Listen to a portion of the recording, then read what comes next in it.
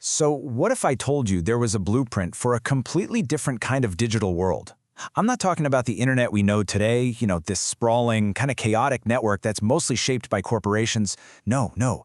Think of something else entirely, like a single, vast digital nervous system designed to rationally manage an entire society.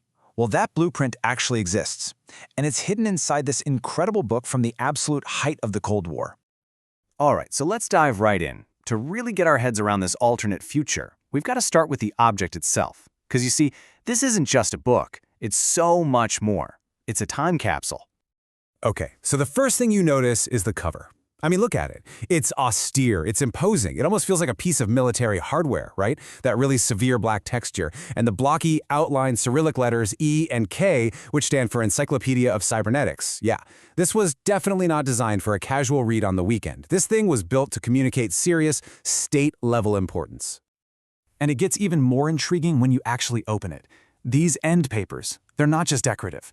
They're this cryptic field of dots and circles. It's a design choice that immediately makes you think of the perforated tape from old-school computers, or maybe the blinking lights on a mainframe. It's a very deliberate visual cue, basically telling you, okay, you are now entering the world of the machine. And then you get to the title page, Encyclopedia of Cybernetics. Now, when we hear the word cybernetics today, our minds probably jump straight to sci-fi, cyborgs and stuff like that. But in the Soviet context, wow, that word carried the weight of a much, much more profound and ambitious idea. See, for the thinkers behind this whole encyclopedia, cybernetics wasn't just about building better computers. Not even close. It was a revolutionary new science, a universal theory for understanding, and ultimately for managing, well, almost everything. And this definition, which is taken right from the encyclopedia's own preface, really reveals the incredible scope of their ambition. They truly believed that the very same fundamental principles of feedback and control governed everything. We're talking from a simple thermostat in your house, all the way to the human nervous system, and, this is the crucial part, the entire national economy and society itself. And the man right at the center of this whole vision was academician Viktor Glushkov. Now, he wasn't just the editor of a book. He was a true pioneer of Soviet computing, really the chief evangelist for this whole cybernetic future. And he's the one who gathered the absolute sharpest minds in the USSR to contribute to this monumental project. So let's be absolutely clear here. This was not just about making factories run a little bit more efficiently. No. This was about creating a single, scientific framework to understand, to model, and to optimize any complex system you could possibly imagine. It was nothing less than a quest for total, rational control. Okay, so how do you even begin to build a science of, well, everything? It's a huge question, right? Well, you start with the smallest possible building block you can think of. And for these cyberneticists, that fundamental concept was the abstract machine. Right at the very heart of this entire worldview is this idea of the automaton.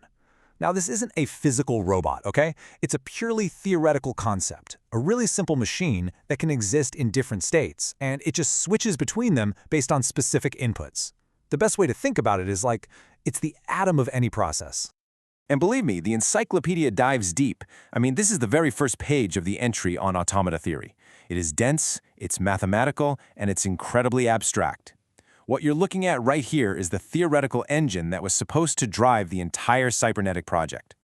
And this page illustrates the idea just perfectly. So on the left, you've got a diagram of a really basic automaton, simple states, simple transitions. But then look over on the right, you can see how these simple little building blocks could be combined into these incredibly complex structures. So they weren't just drawing diagrams here. They were literally creating a universal language to describe any process you can imagine, from a single gear turning in a machine all the way up to the flow of goods across an entire continent. So you might be wondering, why spend all this brain power on such abstract theory? Well, because these were not just intellectual games. They were the actual technical blueprints for a radical, real-world system. This was the ultimate goal, a project called OGAS.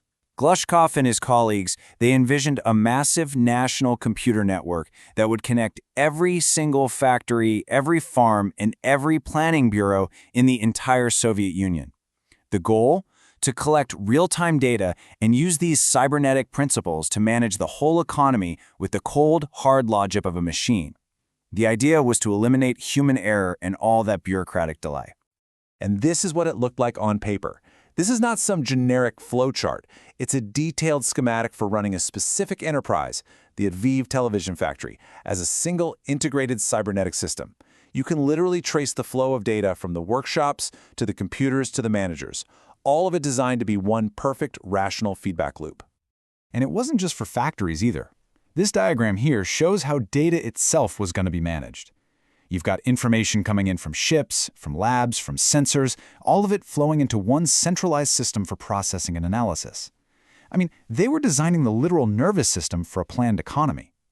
They were dreaming of a world without paper, where information just moved at the speed of electricity. You know, flipping through these pages today, it honestly feels like archaeology. It's like we're uncovering a fossil of a future that never actually happened, a completely different branch on the evolutionary tree of technology. The sheer scale of the effort is just staggering. Across its 2 volumes, this encyclopedia contains nearly 1,800 articles. Think about that. It's a complete, comprehensive A to Z of an entire scientific worldview. You've got entries on everything from automaton and algorithm all the way to game theory and mathematical linguistics. And then this final page, it just grounds it all in a very specific time and place. Published by the Ukrainian Soviet Encyclopedia, Kyiv, 1973. This one detail makes the book so much more than a theory. It makes it a true historical artifact, a snapshot from a moment of just incredible technological optimism, right before the harsh economic and political realities of the late Soviet era really started to set in. So, what happened to this grand vision? Well, for a whole lot of reasons. Bureaucratic infighting, huge costs, technical limitations, the dream of OGAS was never fully realized.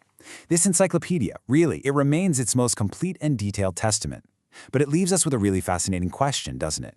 As we build our own powerful systems for managing information and optimizing society, think about smart cities, global logistics, AI, what lessons, or maybe what warnings are waiting for us inside this lost blueprint for a cybernetic world?